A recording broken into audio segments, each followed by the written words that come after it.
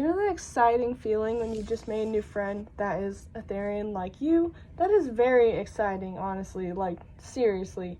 But then you find out, well, one of two things, let's just be honest. They're either a zoophile or a fake therian, which obviously sucks.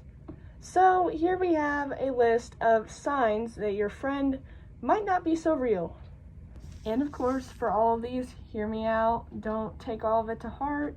These don't apply to everyone, just common things I've seen in fake therians. So of course, don't take it too seriously, but of course, listen. Here we have sign number 1, a lot of stereotypes. Now, of course, hear me out. It's very common to have multiple stereotypes. I just say it's a little suspicious to have an excessive amount, let's say like over 10, especially that don't really have much to do with each other.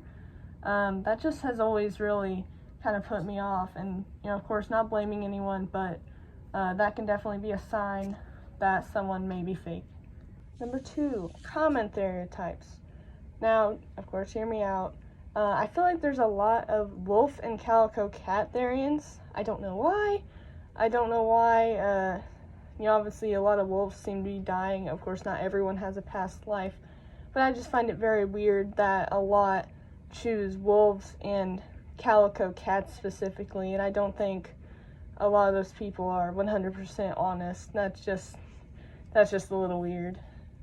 Number 3, being young, which of course this can go a lot of ways. I'm not saying all young therians are fake. They're absolutely valid, but I feel like the therian community is not manipulative per se, but very, very aimed at a kid audience, and a lot of kids can, see our therian stuff and is like, whoa, I want to be like that, and boom, become a therian. And I feel like a lot of kids tend to do that, so I feel like, they're not doing anything wrong, but they do need to be educated. And yeah, that's pretty much all I can say on that.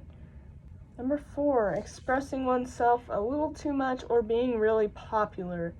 Now, of course, not blaming anyone, but I feel like a lot of big therian YouTubers might not be so real. Of course, not pointing fingers, but I feel like once one gets enough fame and, they have to make being a therian their whole life, that's just a little weird. Just my personal opinion, not much I can say to help explain that better, but for sure, a little suspicious. Yeah. And one more thing I'd like to add for number 5 is suddenly awakening.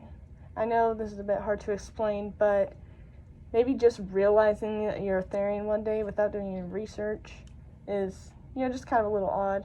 Now, I've, known my whole life not what a therian was, but I knew that I was an animal my whole life. So, that's a little complicated to explain. But, yeah. But that is all. Sorry for not being able to explain very well, but hopefully you guys can at least somewhat understand me. Hope y'all have a great day, and good luck finding those fakes.